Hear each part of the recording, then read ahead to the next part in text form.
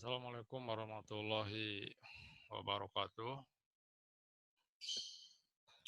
Selamat datang di Diklat Sistem Informasi Geografis, Bapak dan Ibu, serta Diklat. Pada hari ini kita akan memberikan materi tentang pengenalan sistem koordinat dan proyeksi ya.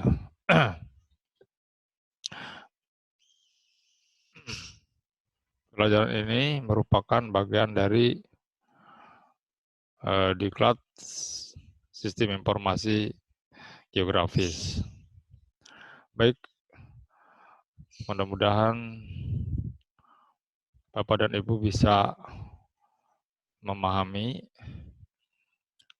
pelajaran ini dengan baik untuk menambah pengetahuan dalam rangka mendukung pelatihan SIG.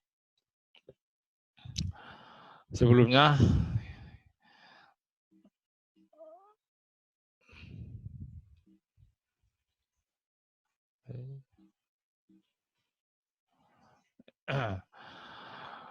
kita kenalan dulu. Di slide ini itu terdapat biodata saya. Pendidikan saya adalah teknik geodesi, kemudian di pendidikan, dan juga memiliki pendidikan di bidang keamanan. Pekerjaannya adalah sebagai bidai suara, kemudian juga mengajar di Universitas Pakuan di Prodi Geodesi dan di Sekolah Hidrografi. Alamat rumah di Bogor. Ya. Itu saya kira perkenalan dengan Bapak dan Ibu cukup ya. Nanti kita akan masuk ke pelajaran selanjutnya. Nah, ini adalah materinya, pengenalan sistem koordinat dan sistem proyeksi. Nah, kalau kita berbicara GIS, Geografi Informasi Sistem, sebetulnya adalah ketika kita melakukan analisis spasial, maka kita akan menggunakan berbagai macam peta. Nah, di mana peta itu dia harus mempunyai sistem referensi koordinat yang sama. Karena kita akan melakukan overlay antara satu layer peta dengan peta yang lainnya, ya, yang akan dimanfaatkan atau digunakan untuk menganalisis sesuatu dengan berbasiskan kepada keruangan atau koordinat. Nah ini ya, kita lihat di sini ada berbagai macam layer, ya, sumber data, ya, ada jalan, ada bangunan, ada vegetasi. Nah kemudian kalau itu diintegrasikan, maka akan menjadi sebuah peta yang lengkap, yang terdiri dari beberapa layer. Nah, sistem koordinat dari setiap layer itu harus sama. Ya, nah seperti ini juga sama kan? Ya, ada jalan, ada bidang-bidang tanah, ya, ada penggunaan lahan, data guna lahan, ada elevasi. Ya. Ya. Nah, bagian bawahnya adalah reward atau keadaan permukaan bumi yang sebenarnya. Jadi kenapa Bapak dan Ibu diharapkan untuk mengikuti pembelajaran tentang sistem koordinat dan proyeksi. Nah, kita tahu apa yang disebut dengan definisi peta nanti akan dijelaskan pada materi pengetahuan peta. Ya, nah, kita akan membahasnya untuk sistem koordinat. Nah, kalau kita berbicara peta, maka peta itu terdiri dari beberapa objek. Ya. Nah, setiap objek yang ada di atas permukaan bumi, baik itu unsur alam maupun unsur buatan manusia, ya, di peta itu memiliki nilai koordinat, baik dalam 2 dimensi atau 3 dimensi. Apa yang disebut sistem? Sistem adalah sebuah ketentuan atau aturan yang memenuhi norma-norma yang dapat dipahami oleh semua orang. Jadi ketentuan itu disepakati ya, dan sesuai dengan aturan yang sudah ditentukan. Makanya kalau kita berbicara koordinat, koordinat itu sifatnya unik dan tidak absolut. Ya. Kalau kita berbicara tentang keruangan, maka kita akan berbicara koordinat dan kita akan berbicara sistem koordinat. Atau kita akan berbicara sistem referensi koordinat. Nah, sekarang apa yang disebut dengan koordinat?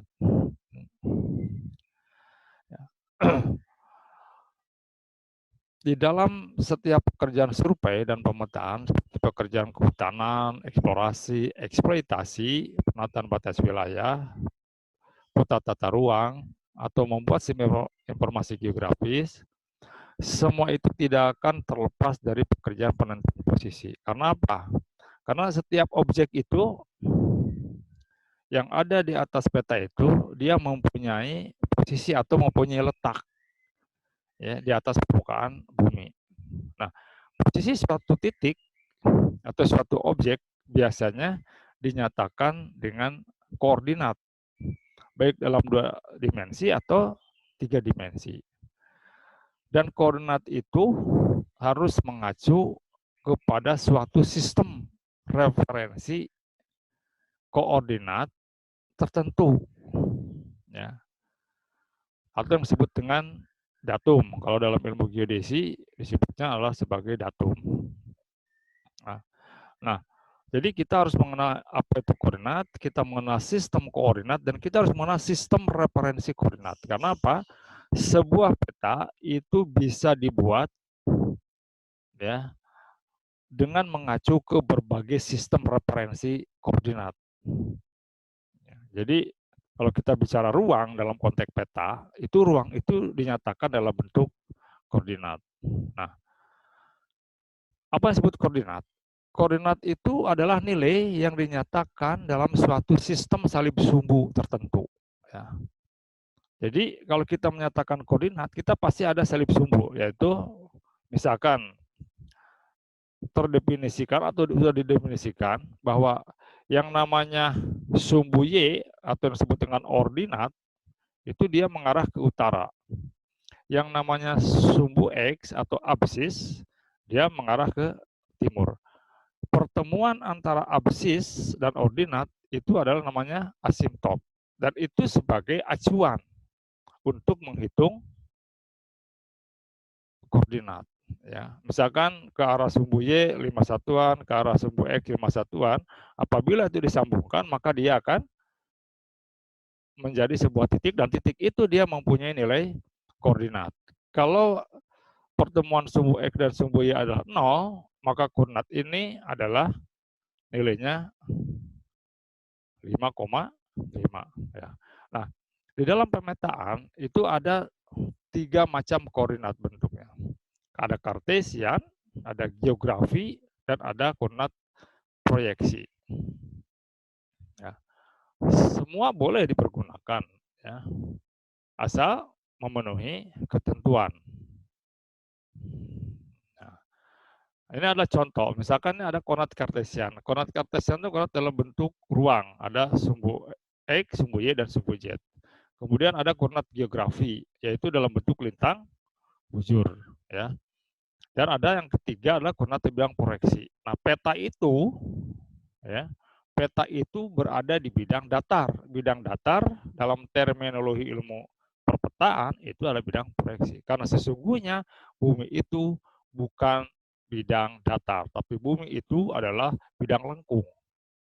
Nah, ketika kita mendatarkan sesuatu yang lengkung, maka itu yang disebut dengan menggunakan sebuah proyeksi. Nah, nanti kita akan bahas selanjutnya ya. Jadi ada 3. Jadi bentuk koordinat itu ada 3, ada kartesian, ya, ada geografi, dan ada bidang proyeksi. Nah, ini ketika ketiga dari koordinat ini itu bisa dimanfaatkan atau bisa digunakan asal tadi ketentuannya itu dipenuhi. Nah, Apa yang disebut dengan posisi? Nah, posisi itu secara umum ya ada dua. Pertama secara deskriptif ya. Nah, posisi itu kalau secara deskriptif adalah letak suatu objek relatif terhadap objek yang lainnya. Nah, ini tidak ditunjukkan dengan sebuah nilai koordinat. Misalkan Bapak dan Ibu menyatakan bahwa kantor kepala desa itu berada di sebelah kiri atau sebelah kanan atau di pinggir jalan misalkan kan. Nah, itu kan deskriptif penjelasan. Jadi kalau kita mau mencari kantor kepala desa, maka kita harus mencari objek yang menjelaskan tentang kantor kepala desa tersebut. Nah, contohnya ini misalkan, ini adalah salah satu deskriptif tentang stasiun permanen GPS. Nah, uraian lokasinya apa? Pilar terletak di atap beton kantor STO Telkom Bukit Tinggi misalkan. Nah, kalau kita mau mencari posisi stasiun permanen GPS di Bukit Tinggi, maka kita harus mencari dulu stasiun STO Telkom yang ada di Bukit Tinggi. Nah, baru dari situ kita akan ditunjukkan di mana posisi receiver GPS yang ada di stasiun Telkom itu. Nah, itu adalah deskriptif. Jadi tidak berdasarkan kepada ruang atau kepada nilai koordinat ya. Jadi kita hanya bertanya saja, Pak, di mana kantor Telkom? Oh, di Jalan Jalan Sudirman. Nah, kita ke sana kan. Gitu. Nah, tapi kalau misalkan kita secara spasial, suatu objek itu dinyatakan dalam bentuk koordinat pada suatu referensi koordinat tertentu. Nah, ini aplikasi ini sekarang sudah banyak dimanfaatkan atau digunakan orang untuk keperluan bisnis online. Ya, Bapak sekarang ada Gojek, ada GoFood, ya, dan yang lain-lain. Nah, itu semua itu berbasiskan koordinat. Jadi, ketika pemesan itu masuk ke dalam satu sistem, maka sistem dia sudah tahu di koordinat berapa yang memesan itu. Nah, dia tinggal membuka peta. Makanya peta itu harus membeli koordinat. Dalam waktu beberapa saat, ya setelah pesanannya itu dipenuhi, maka dia akan mengantarkan kepada kita. Nah, ya, misalkan transportasi, ya, Gojek, Gokar, ya, macam-macam lah. Nah, ini karena adanya perpaduan antara kemajuan di bidang teknologi komunikasi, IT, dan kemajuan di bidang teknologi penentuan posisi yang global. Nah, seperti ini kan, ya. Nah, ini adalah deskriptif yang memiliki dua informasi. Satu, dia mempunyai informasi spasial karena di bawahnya ada nilai koordinat geodetik atau koordinat geografis ya, dalam lintang bujur, dan ada koordinat kartesian 3 dimensi. Di bagian atasnya itu ada penjelasan tentang deskripsi.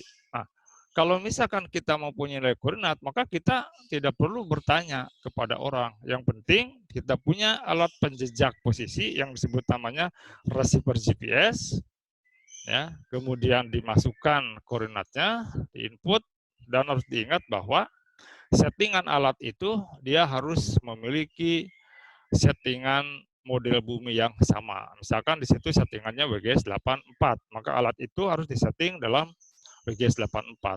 Nah, baru Bapak bisa melakukan find atau mencari, dan itu akan ditunjukkan.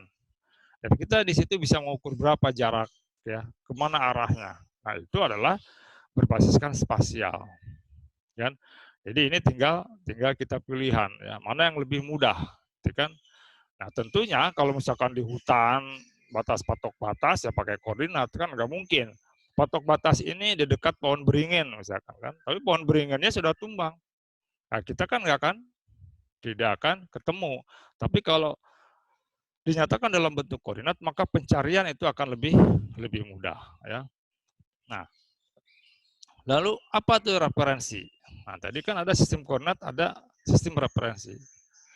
Nilai koordinat suatu objek, baik di peta atau di permukaan bumi, harus memiliki referensi yang jelas, supaya tidak membingungkan pengguna. Jadi acuannya itu harus jelas.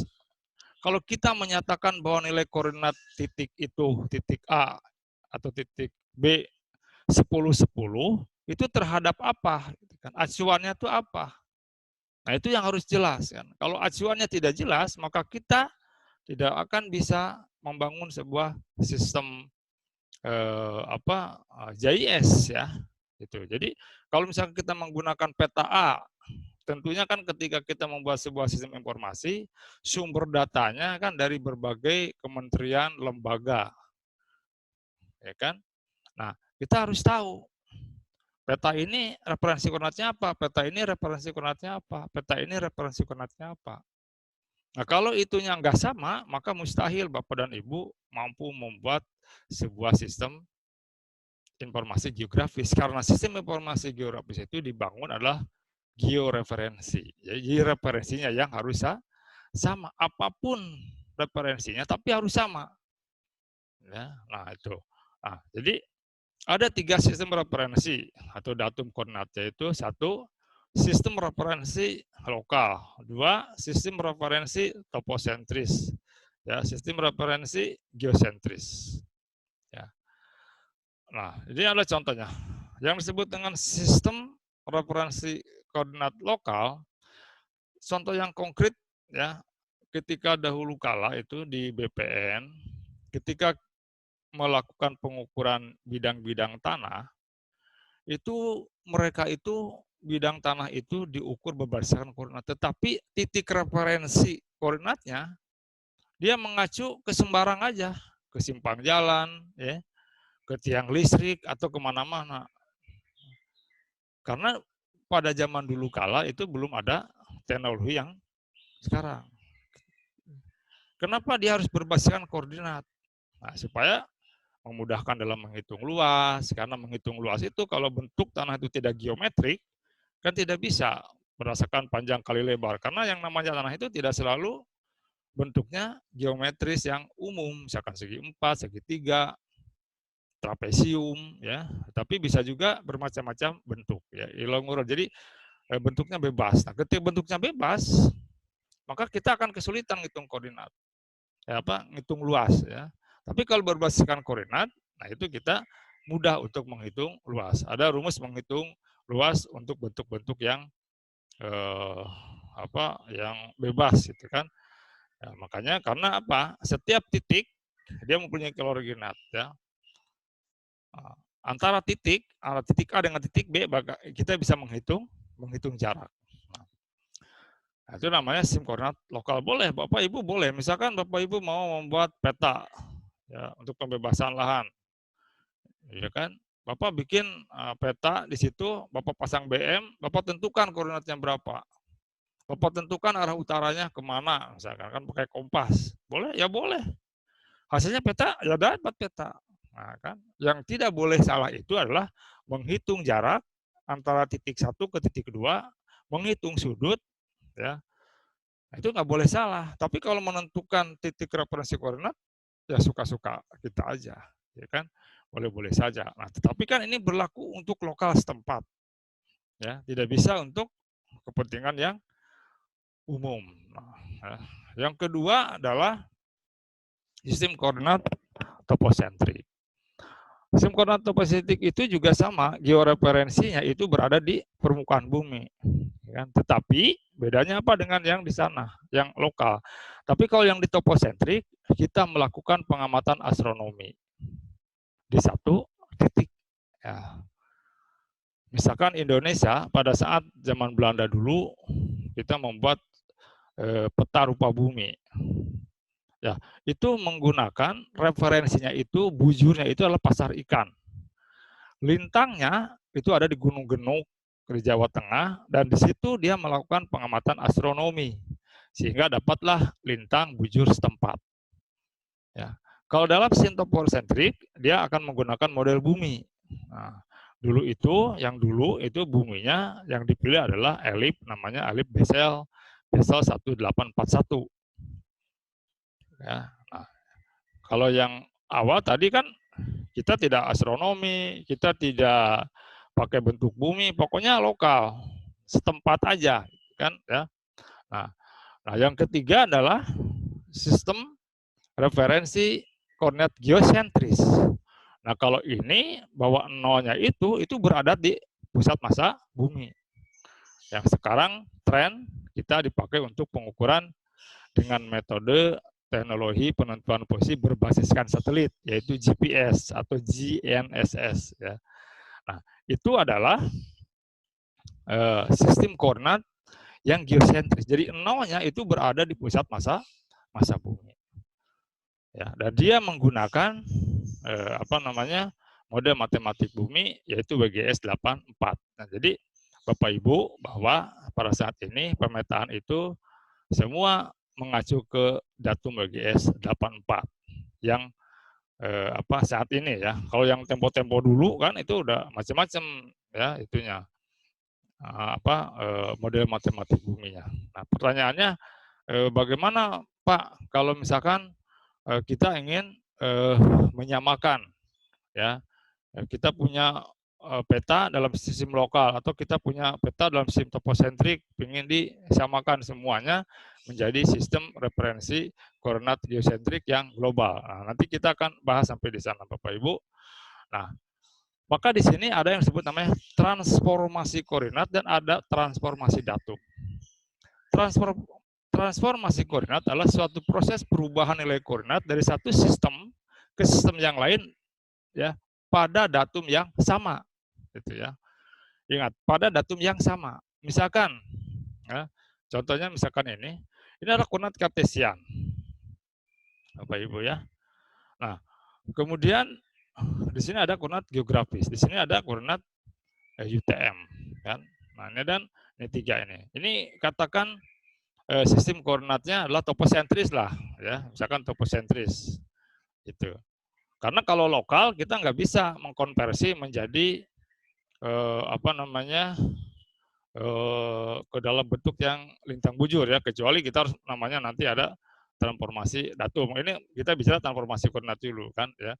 Nah, di sini misalkan kita punya koordinat kartesian 3 dimensi toposentrik, ya kan? Dia mempunyai koordinat XYZ. Nah, kita mau rubah ke koordinat yang geografi. Itu namanya transformasi. Jadi referensi datumnya adalah sama, gitu kan? Kita tinggal merubah-rubah saja, ya, merubah-rubah dari geografi lalu ke UTM. Nah, ketika di UTM apa di koordinat bukan UTM, koordinat proyeksi, Bapak Ibu, koordinat proyeksi kan banyak pilihannya. Ada UTM, ya, ada polider, macam-macam. Nah, ini namanya adalah transformasi koordinat, bukan transformasi datum. Karena dalam satu datum yang sama. Jadi kita merubah nilai koordinat yang tadinya misalkan kartesian 3 dimensi dalam bentuk ruang, kemudian kita rubah ke dalam geografi dengan menggunakan variabel model bumi, apakah WGS 84, Indonesia datum 74, atau Basel 1841, ya. Nah, itu ada matematisnya di software ArcGIS, itu udah otomatis ada bagaimana cara melakukan transformasi koordinat. Tapi yang jelas kita harus tahu model bumi ya, termasuk ke sistem proyeksi. Karena peta itu bidang datar bukan bidang lengkung. Kalau kita bicara peta pasti bidang datar. Kalau kita bisa posisi ya itu bisa di bidang lengkung atau bisa di bidang datar ya. Gitu. Karena permukaan bumi itu bukan bidang yang datar. Nah, yang kedua adalah namanya transformasi datum. Ya, transformasi datum adalah suatu proses perubahan nilai titik origin. Nah, jadi titik pusatnya yang kita transformasikan, yang kita samakan. Nah, misalkan dari datum lokal, saya punya kawasan perumahan, misalkan ya dulu diukur dengan menggunakan metode teristris, lalu menggunakan titik referensinya adalah lokal atau setempat. Nah, sekarang peta saya ini ingin disajikan ke dalam peta rupa bumi misalkan. Di mana peta rupa bumi ini dia mempunyai sistem referensinya adalah global. yaitu menggunakan datum WGS 84. Nah, maka ini disebut harus namanya transformasi datum. Jadi menginfitkan titik origin antara yang datum lokal dengan yang datum global. Nah, ini ada ketentuan, ada model matematisnya ya. Bapak Ibu tidak perlu tahu terlalu dalam ya, tapi minimum Bapak Ibu bisa memahami jika terjadi hal yang seperti ini, dan kemungkinan akan bisa terjadi hal seperti ini. Misalkan Bapak dan Ibu menggunakan peta kehutanan ya. Kehutanan itu apa nih datumnya? Sementara Bapak dan Ibu misalkan menggunakan peta RBI misalkan ya, yang skala 50.000. Nah, kehutanan dia sama-sama skala 50.000, tapi referensinya apa? Nah, kalau misalkan referensinya tidak sama, maka ketika dioverlaykan itu tidak akan matching ya. Ada pergeseran, ada distorsi gitu kan. Nah, apa persyaratan ketika kita mau melakukan transformasi datum? Itu ada persyaratan yang harus dipenuhi ya. Minimum ya ada 3 titik sekawan. Maksudnya apa? Titik sekawan itu pada titik tersebut dia memiliki nilai koordinat, 2 nilai koordinat. Satu nilai koordinat lokal, yang kedua adalah nilai koordinat global. Ya, nah, dari mana nilai koordinat global itu ya nanti akan kita ukur ya. Itu. Jadi harus minimum itu. Kenapa mesti 3? Kan? Karena ketika kita melakukan transformasi datum, sesungguhnya kita akan memecahkan 7 parameter dengan 1 skill. Ya. Jadi terhadap sumbu X 3, terhadap rotasi 3, terhadap sumbu XY Z ya 3 ya. Kemudian rotasi terhadap sumbu Z, rotasi terhadap sumbu X, rotasi terhadap sumbu Y, dan satu adalah skill. Ya, itu skill. Kalau itu 3 dimensi. Kalau 2 dimensi, yaitu cukup dengan 2 saja, karena yang dipecahkan adalah hanya 3 variabel, gitu kan. Nah, sampel titik koordinat yang akan diukur, ya, itu harus menyebar di semua lokasi, jadi homogen ya. Jangan misalkan kita kalau perhatikan gambar di sini, jangan sampai kita mengambil titiknya itu berada di sebelah kiri saja, gitu kan? Atau di sebelah kanan saja, atau di tengah saja. Nah, tapi harus homogen. Jadi menyebar di seluruh bidang. Kenapa? Supaya nanti ketika dilakukan transformasi datum itu akurasinya atau distorsinya itu tidak terlalu besar, kan? Karena namanya juga model ya, model matematik gitu kan. Kalau misalkan kita pilih cuma sebelah, nah, maka dia akan miring nanti, kan? Nah, maka dipilih harus yang homogen, menyebar di seluruh model. Berapa Pak jumlahnya? Itu tadi kan minimum 3, tapi lebih baik lebih banyak itu lebih bagus. Bagaimana ketersediaan data? Makanya harus diingat bahwa ketika Bapak dan Ibu membuat peta itu harus bikin BM atau benchmark ya yang dipasang di lapangan dan menyebar di seluruh ya. Jangan ukur 100 hektar, BM-nya cuma 2 biji. Ya. Itu harus banyak BM-nya ya. Misalkan per 2 kilo dibuat ya. Jangan 100 hektar cuma 2 biji ya. Nah, nanti ketika ada yang hilang, mau melakukan stick out untuk kepentingan engineering dan sebagainya, itu kita akan mengalami kesulitan.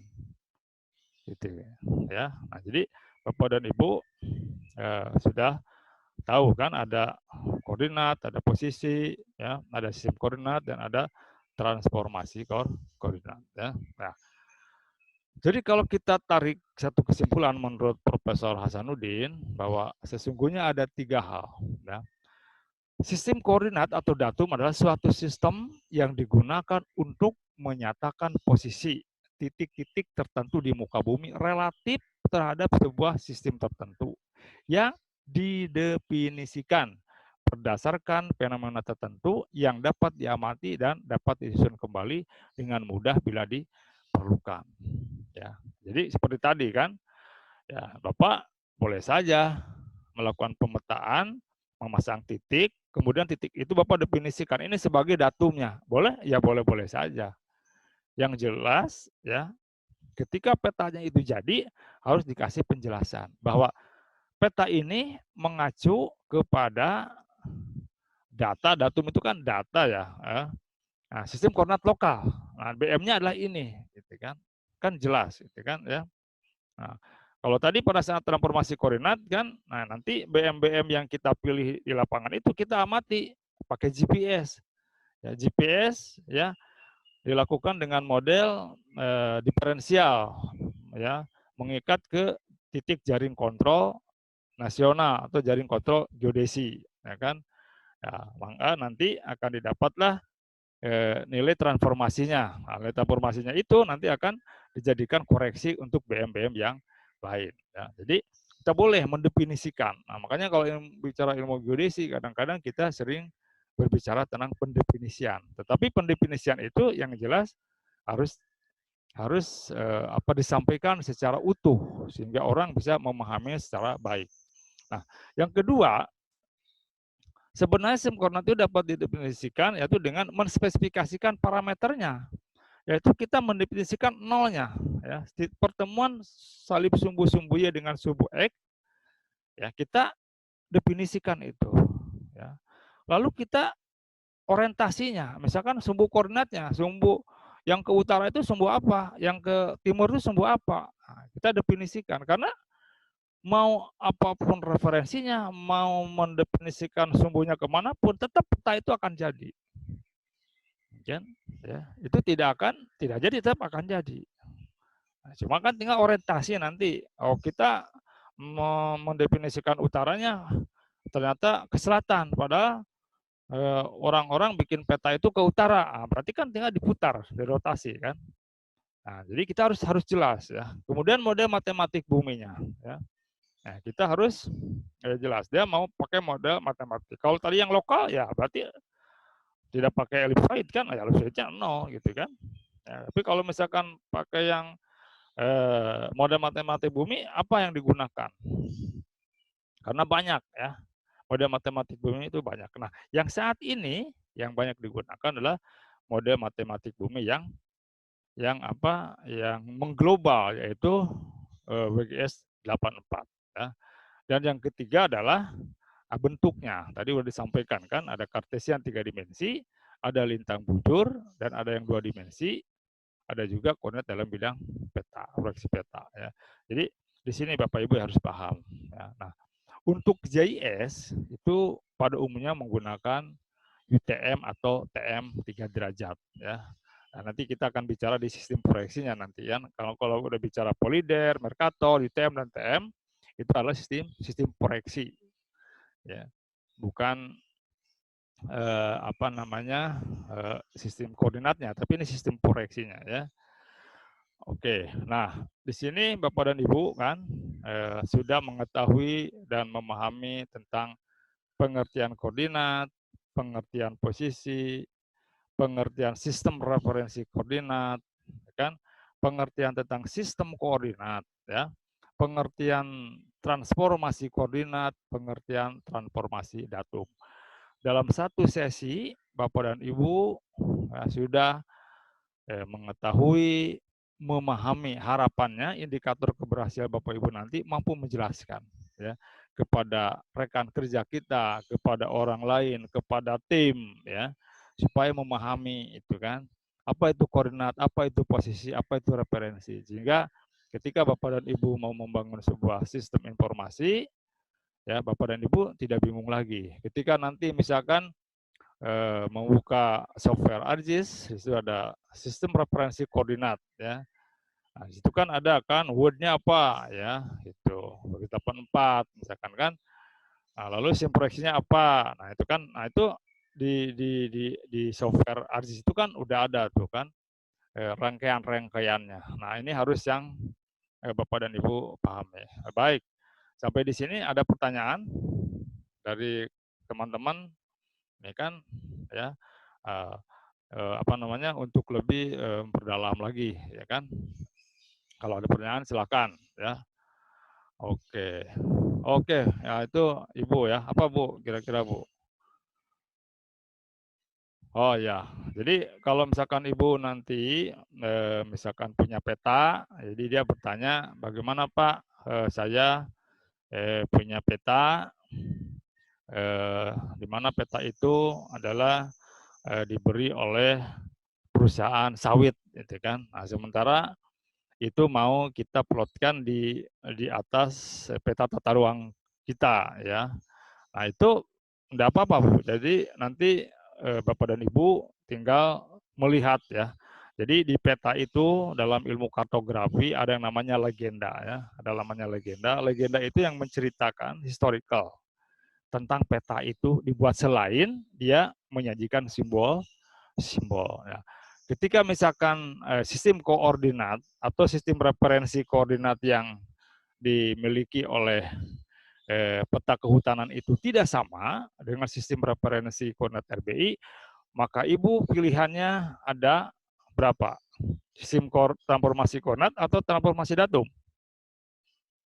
Ya, transformasi datum luar biasa ya. Jadi harus transformasi datum. Apa metodologisnya untuk transformasi datum? Yaitu dengan menggunakan pengukuran saat ini teknologinya itu adalah pakai GPS yang geodetik dengan model pengamatan diferensial ya. Jadi nanti Bapak dan Ibu bisa mengikuti pelatihan yang lain, yaitu pelatihan tentang metode penentuan posisi ya. Nah, itu kita bisa apa namanya mengikuti pelatihan lagi ya kurang lebih 5 hari ya. Jadi Bapak dan Ibu ya sebagai pengantarnya itu ya sudah memahami 5 item tentang koordinat. Jadi kalau misalkan kita apa itu koordinat, nah, kan biasa kan diskusi kan, koordinat apa itu koordinat, nah, kita harus bisa menjelaskan. Ya. Apa itu posisi, ya, kita harus bisa menjelaskan. Ya. Nah, jadi dengan memahami 3 item ini, ya mudah-mudahan Bapak dan Ibu menambah wawasan dan pengetahuannya. Oke, kita sekarang yang lain kan, ya. Ya, nah di sini ya ada datum-datum yang pernah digunakan ya. Di sini ada datum yang pernah digunakan di Indonesia kan. Ya. Nah, ini hanya sebagai pengetahuan saja lah ya. Jadi peta-peta yang zaman dulu itu misalkan kan di sini kan Sumatera bagian selatan dengan Jawa ya datumnya sama genuk kan. Kok Sulawesi beda Mencongloe kan gitu kan. Belitung juga sama. Nah, karena pada saat itu belum ada teknologi yang bisa ya. Karena intinya menyamakan sistem itu bahwa titik yang ada di tempat A ya itu harus terlihat oleh yang di tempat B ya kan. Nah, sementara kan Jawa dengan Sulawesi kan jauh, nggak mungkin kan. Nah, sehingga dia berdiri sendiri-sendiri. Apa sistem referensi koordinat yang digunakan yaitu topocentris. Jadi di Mencoloe itu namanya gunung ya di Kabupaten Goa. Saya pernah ke sana dulu ya, itu dipasang BM ya, triangulasi yang tinggi gitu, kurang lebih ya 1 meter lah ya. Nah, itu. Nah, tapi kalau sekarang itu udah homogen. Jadi udah ada teknologi di GPS ya. Nah, ini yang pernah ada di kita ya. Ini adalah ukuran sumbu panjang, sumbu pendek ya. Ibu nggak perlu hafalin ini ya, karena ini nggak bisa dihafal kan nanti ya. Nah, tapi yang dipakai saat ini adalah WGS 884. Ya, itu yang dipakai saat ini yang untuk kepentingan pemetaan yang sekarang ya. Nah, sekarang kita proyeksi peta kan. Nah, koordinat dalam proyeksi peta itu berarti kan koordinat di atas peta, ya kan? Posisi titik di atas permukaan bumi, lama ini di atas elipsoid ya. Jadi kalau kita udah bicara bumi, karena bumi itu bukan bidang datar, kalau kita bicara peta secara global, peta itu tidak boleh menggunakan koordinat yang lokal, tapi harus yang mengglobal ya gitu kan. Nah, maka kita bicara elipsoid. Apa disebut elipsoid? Elipsoid itu adalah mode matematik bumi. Nah, tadi di layar sebelumnya kan ada sumbu panjang, sumbu pendek. Gitu kan. Karena bumi itu tidak berupa lingkaran, ya, dan dia tidak bulat, dan juga dia tidak bundar. Ya. Kalau ditanya, mana bundar dengan bulat yang lebih besar? Ada yang tahu Bapak Ibu? Mana yang lebih besar, bundar atau bulat? Nah, ya. Nah, itu Pak Sitanggang itu kan. Nah, dia kan orang Medan ya. Bapak di Medan kan ya. Nah, dia bilang yang besar itu bundar, Pak, itu kan. Kenapa? Karena bundar itu nggak bisa ditelan, Pak. Yang bisa ditelan itu adalah bulat. Kutelan kau bulat-bulat. Nah, berarti apa? Bulat itu lebih kecil daripada bundar. Kata orang Batak ya. Gitu. Kira-kira seperti itu ya. Nah, itu hanya ilustrasi saja Bapak Ibu. Nah, jadi bumi itu tidak bundar dan tidak bulat. Ya. Dia adalah pipih, gitu kan? Dia berupa elip. Nah, kalau kita bicara koordinat peta, berarti kita bicara bidang proyeksi. Ya, bidang proyeksi itu ada silinder, ada kerucut dan lain-lain. Sifat ditorsnya ada konform, ada equidistant dan lain-lain. Kedudukan bidangnya proyeksi normal, transfer, ya. Dan Bapak Ibu nggak perlu menghafalkan ini, ya. Tidak perlu menghafalkan ini ya, karena ini bukan untuk dihafal. Tapi paling tidak kita tahu Pak, kalau misalkan sistem koordinat proyeksi UTM apa bidang proyeksinya kan gitu ya. Nah, paling tidak gitu ya kan. Jadi ini bumi kan, ya bumi kemudian jadi bidang datar, ya, seperti contoh di sebelah kanan saya ya. Itu kan ada bidang-bidang persil lah katakan ya. Nah ini adalah hasil transformasi atau hasil bukan transformasi proyeksi, ya kan? Hasil proyeksi. Nah, Bapak dan Ibu, kita harus tahu ya, sistem proyeksi yang dipilih di atas peta itu apa sistem proyeksinya. Nah, di dalam informasi tepi peta itu biasanya dicantumkan ya. Cantumkan bahwa ini adalah sistem proyeksinya adalah misalkan silinder atau kerucut atau apa ya. Nah, oke. Nah, proyeksi peta yang pernah digunakan dalam pemetaan di Indonesia itu polider. Polider itu digunakan pada peta-peta topografi pada masa pemerintahan Hindia Belanda. Nah, ketika Bapak dan Ibu mengambil data dari Jawatan Topografi atau di top ya Direktorat Topografi Angkatan Darat ya. Kalau peta-peta yang zaman dulu itu adalah proyeksinya adalah polider, ya kan? Dia polider. Nah, jangan ditanya kenapa Pak, ya. Nah, itu kalau ditanya itu nanti jawabannya panjang kan gitu kan. Jadi tidak cukup hanya sebentar ya. Nah, tapi yang penting tahu ini polider ya kan. Jadi kalau misalkan Ibu mau menggunakan ke RBI yang sekarang ya, berarti beda proyeksi ya. Nah, tapi kita lihat sama enggak itunya. Apa namanya? Sistem referensi koordinatnya sama enggak model buminya gitu kan. Ya. Yang kedua adalah Mercator. Nah, Mercator itu digunakan untuk peta navigasi laut misalkan kan. Dan yang ketiga Universal Transfer Mercator. Jadi universal itu lebih umum ya. Nah, transfer itu kan tadi apa? Sistem itunya transfer Mercator digunakan pada peta rupa bumi. Di sini kan ada kan, nah sistem Mercator itu apa? Kedudukan bidang proyeksinya ya. Transfer gunakan bidang proyeksinya, yaitu untuk peta skala 10.000, 25.000, 5.000, 50.000, 20.000 sampai skala 500.000. Nah, yang ketiga adalah transfer Mercator 3 derajat. Jadi apa bedanya? Kalau yang UTM ya, karena ketika kita melakukan transformasi koordinat bidang proyeksi Mercator dengan UTM, maka bumi itu dibagi atau di kotak-kotak yang disebut dengan zona, di mana lebar zona itu adalah 6 derajat. Ya. Nah, kalau Mercator yang TM 3 derajat untuk BPN, itu lebar zonanya dipersempit lagi menjadi 3 derajat. Ya.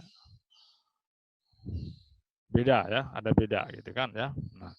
Nah itu yang namanya transformasi koordinat ya, bukan transformasi datum ya. Jadi ngebagi kotak-kotaknya. Ya. Nah ini ya, ini adalah koordinat proyeksi UTM. Sistem proyeksi UTM adalah salah satu proyeksi peta ya, di mana bidang proyeksinya adalah silinder.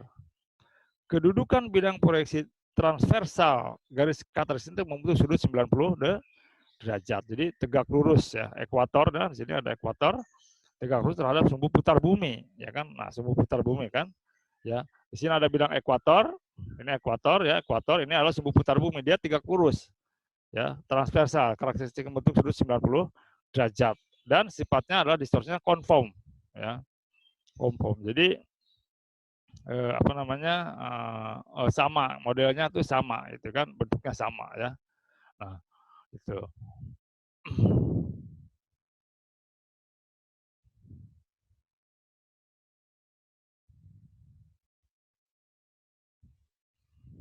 Ya. Nah, terus apa ketentuannya, ya? Ketentuannya dalam SIM proyeksi UTM. Ada beberapa ketentuan. Pertama, ya, seluruh wilayah permukaan bumi atau datum, ya, ellipsoid dibagi dalam 60 wilayah. Jadi Indonesia itu dari timur sampai ke barat, kita kan adanya di mana? Di timur apa di barat? Timur kan, apa di barat kan, ya, bujur barat, ya. Kita itu lebarnya itu, ya, dibagi dalam 60 zona, ya. Di dunia itu, ya, dibagi 60 zona, di mana dimulai dari 180 derajat bujur barat sampai 174 bujur barat juga, karena kita bukan di bukan di timur, kan. Kita ada di di apa di barat kan, ya. Nah, ya, kita ada di barat, ya. Nanti gambaran dipindah dulu, ya, biar nggak mengganggu. Nah, itu kan, ya, itu dibagi dalam 60. Nah, dibatasi oleh 174 derajat bujur timur sampai 180 derajat bujur timur. Jadi kan bumi bumi itu kan timur barat kan, ya. Nah, masing-masing zona UTM itu mempunyai sistem koordinat tersendiri. Nah, ya, jadi yang disebut namanya meridian sentral. Dia punya sistem sendiri. Nah, sebagai sumbu X diambil proyeksi ekuator. Nah, jadi ini kan bumi bulat, ini adalah ekuator. Ini adalah sumbu X, ya. X-nya kan timur barat kan, ya. Nah, sebagai sumbu Y, ya, ini sumbu Y, itu kita ambil adalah utara selatan. Nah, titik potong antara sumbu X dengan sumbu Y yang disebut dengan titik nol sejati. Nah, tadi di depan gua udah dijelaskan kan, pertemuan antara sumbu Y dengan sumbu X, ya, disebut dengan apa? Asintot. Nah, kita mendefinisikan itu berapa, ya, berapa koordinat antara pertemuan sumbu X dengan sumbu Y itu adalah berapa. Nah, di dalam SIM koordinat UTM, ya,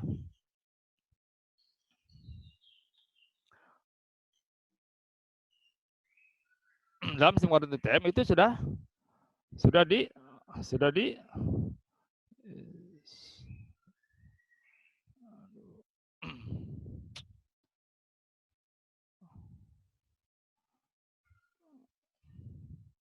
nah, kan, di dalam SIM koordinat UTM itu sudah ditentukan, ya kan, ya, ya, sudah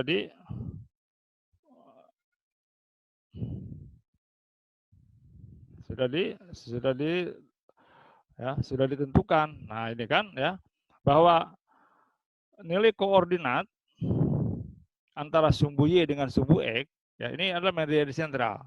Satu zona itu kan lebarnya 6 derajat, jadi 102 derajat, ya, bujur timur misalkan kan, ya, nah, sampai 108 derajat bujur timur, itu kan 6 derajat. Nah, tengah-tengahnya itu 105. Nah, 105 ini adalah disebut dengan, ya, titik nolnya. Berapa titik nolnya itu untuk ITM? Nah, ya.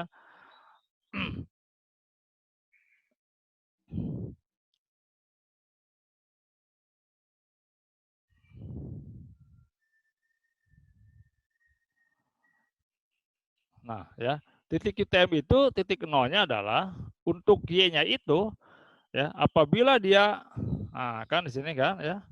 Nah, ini kan, ya. Nah, ini ada ekuator. Kan, ya. Ini adalah timur barat atau sumbu Y. Ya kan? Nah, ini. Ini harus dibagi zone. Jadi Indonesia itu dari mulai zone 46 sampai zone 54. Itu di timur, ya. Nah, di timur di Papua kan, ya, ini kan. Nah, terus bagaimana Pak cara mencari nomor zone, ya? Nah, ini ada rumusannya ya. Jadi meridian pengamat atau tempat kita bujur ya, bujur di tempat kita. Misalkan katakan 106. 106 itu kan di Jakarta ya. 106 itu dibagi 6. 6 itu adalah lebar zone. Nah, itu ditambah 30. Itu akan menunjukkan 47. 47 dibulatkan menjadi 48. Bahwa kalau kita di Bogor, berarti ini zona-zona 48. Nah, ketika Bapak dan Ibu yang dari Papua ya, atau dari Kalimantan ya, sekarang pelatihannya di sini jangan ngikutin 48 karena Papua itu misalkan di sini Jayapura 54 ya. Nanti harus disesuaikan. Ketika Bapak dan Ibu melakukan praktek ARJIS atau pemetaan itu sistem koordinat bidang proyeksi itu harus disesuaikan. Kita berada di mana, di zone berapa, ya. Nah, itu kan. Nah ini kan, jadi zone 46 itu dari 90 derajat sampai 96. Meridian tengahnya berapa? 93 ya. 47 berapa? 96 sampai 102. Meridian tengahnya berapa? 99 misalkan kan. Nah, Bapak dan Ibu bisa lihat di situ kan itunya daftarnya ya, di sini bisa dilihat kan ya. Nah, kemudian faktor pembesaran. Faktor pembesaran itu ya, itu di meridian sentral itu maksimum 0,996 ya. Jadi yang dimaksud faktor pembesaran itu karena bahwa sesungguhnya kan bumi itu adalah bukan bidang datar, tapi dia sebagai bidang lengkung, ya kan, Bapak Ibu ya. Nah, jadi maka di situ ada faktor pembesaran. Untuk membuktikan adanya faktor pembesaran, ya, nah biasanya itu kita dicek aja. Kalau misalkan kita punya 2 titik, kita punya koordinat dalam UTM, ya. Nah, terus hitung jaraknya. Nah, kemudian bandingkan dengan hasil ukuran divisi bumi. Ya kan? Nah, kalau kita UTM kan itu di bidang proyeksi, tapi kalau kita ukur langsung kan di pisces bumi. Nah, itu pasti ada perbedaan tuh jarak. Nah, itu karena yang disebut namanya distorsi ya. Nah, itu ketika di meridian sentral itu 0,996. Kemudian dia menjauh dan maksimum di batas zona itu sama dengan 1 ya. Nah, kemudian berapa koordinat fiktifnya ya. Jadi koordinat yang given lah ya. Itu untuk yang berada di selatan ekuator ya, X-nya itu 500.000 sedangkan Y-nya 10 juta.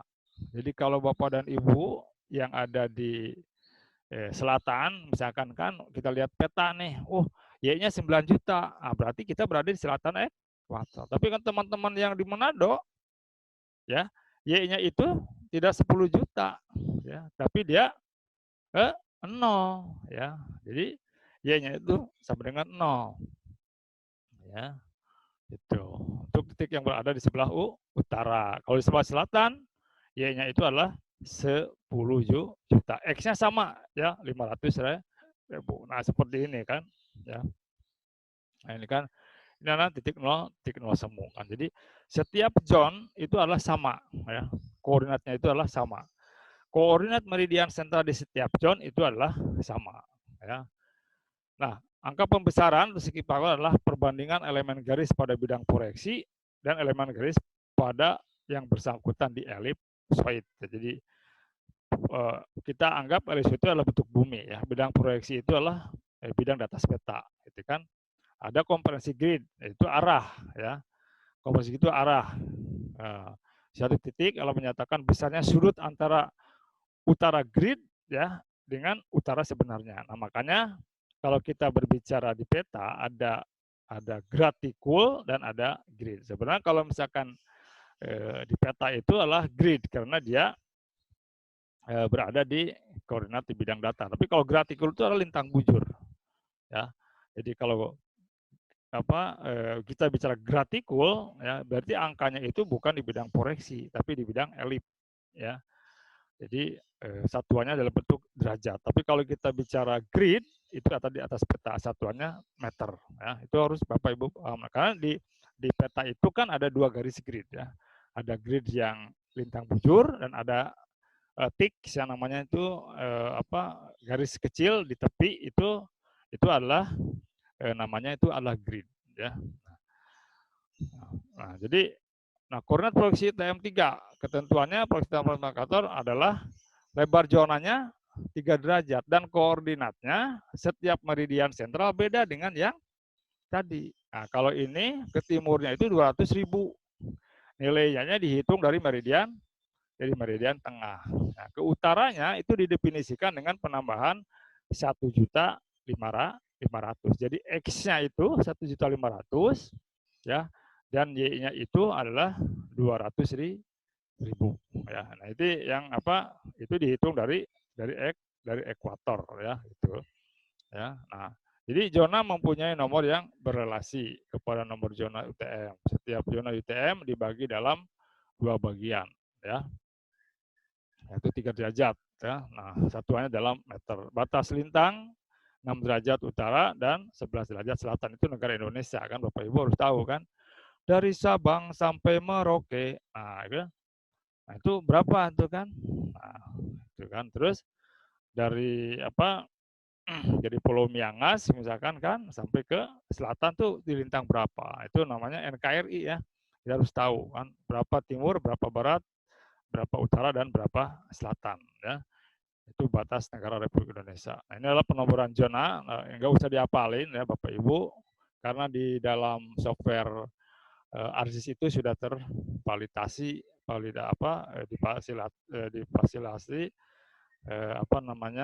difasilitasi adanya perangkat lunak untuk melakukan transformasi.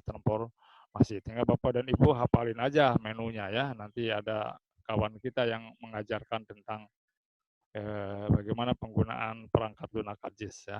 Nah, jadi kesimpulannya ya, posisi suatu objek dapat ditentukan dalam beberapa sistem referensi ya. Jadi ketika kita melakukan pemetaan, kita boleh menggunakan berbagai macam sistem referensi ya. Setiap objek di permukaan bumi mempunyai nilai posisi yang dinyatakan dalam bentuk koordinat ya. Ya, apapun koordinatnya, ya kan, apapun sistem referensinya ya. Nah, terus banyak cara untuk menentukan posisi. Jadi metodologisnya ya, dulu ada Doppler, ya sekarang ada GPS ya, macam-macam lah. Tapi yang Bapak Ibu pahami yang terakhir aja lah, karena kalau yang lalu-lalu itu konsumsi bagi orang-orang yang mempelajari tentang ilmu kebumian, ya, misalkan ilmu teknik geodesi ya. Nah, datum geodesi nasional menggunakan WGS 84. Jadi ada DGN 95 itu mengadopsi WGS 84. Nah, untuk menggabungkan beberapa peta diperlukan georeferensi yang seragam. Nah, makanya kita perlu belajar tentang sistem koordinat, karena sesungguhnya bahwa GIS itu adalah georeferensi ya. One Map Policy itu adalah georeferensi, Bapak Ibu ya. Nah, ini ada latihan kan ya, ada latihan nanti. Nah, coba Bapak Ibu jelaskan pengertian koordinat, pengertian sistem koordinat, pengertian sistem referensi koordinat ya, lalu jelaskan pula pengertian tentang sistem proyeksi QTM ya, sistem proyeksi QTM 3 derajat dan ellipsoid WGS 84. Baik Bapak Ibu, sebelum nanti kita akhiri, mungkin ada beberapa hal yang perlu ditanyakan kan ya. Silakan. Dari mana ya Bapak Ibu untuk bisa lebih memahami. Baik ya, untuk gimana Pak? Oh ya, jadi karena kan BPN itu dia menggunakan TM 3 derajat, karena kan dia menggambarkan bidang tanah ya. Jadi supaya distorsinya itu tidak banyak perubahannya kan. Karena kan kita mengukurkan di posisi bumi. Kalau Bapak Ibu mengukurnya cuma satu bidang, antara di peta dengan di posisi bumi tentu sama kan gitu. Secara matematis sesungguhnya pasti berbeda gitu kan ya. Tetapi karena itu kecil jadi dianggap sama. Tapi kalau udah menyebar seluruh kabupaten, nah maka itu distorsinya kan besar. Jadi sebenarnya kalau kita menggambar bidang tanah ya, kotak-kotak satu bidang seluruh kabupaten itu pasti tidak matching. Ya. Itu pasti tidak matching. Karena apa? Karena nggak mungkin ya dari bidang bulat menjadi bidang datar persis linear gitu, itu nggak mungkin. Nanti cuman di sini adalah distorsinya relatif lebih kecil. Ya. Jadi Bapak dan Ibu nanti kalau misalkan menggunakan peta dari BPN, ya, peta pendaftaran tanah misalkan ya, Nah, itu harus diingat bahwa dia dalam TM 3 derajat. Nah, itu Bapak Ibu bisa lakukan transformasi koordinat ya dari UTM ke TM. Nah, kalau kita lihat historisnya sebenarnya dari sisi matematik dari TM itu pindah dulu ke geografi ya.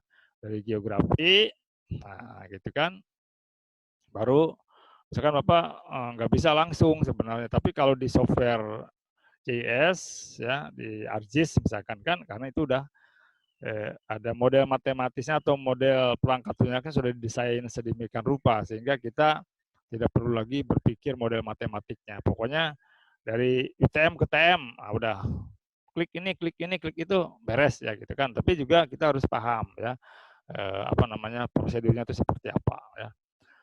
Bagus juga ya Bapak ya. Jadi untuk lebih memahami tentang itu kan ya. Nah, itu yang bisa saya sampaikan ya. Jadi ada istilah berikan apa yang kita punya walaupun hanya setitik air ya. Jadi sekalipun kita punya pengetahuan yang sangat tipis itu kan sangat ya kecil lah, tapi sampaikanlah itu kan karena itu akan memberikan sebuah nilai manfaat yang sangat baik ya buat kita.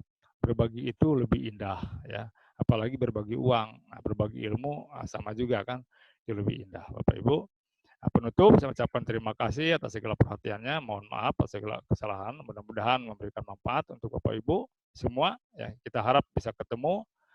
Perpisahan adalah awal dari sebuah pertemuan. Kita sampai ketemu lagi di waktu yang akan datang. Ya.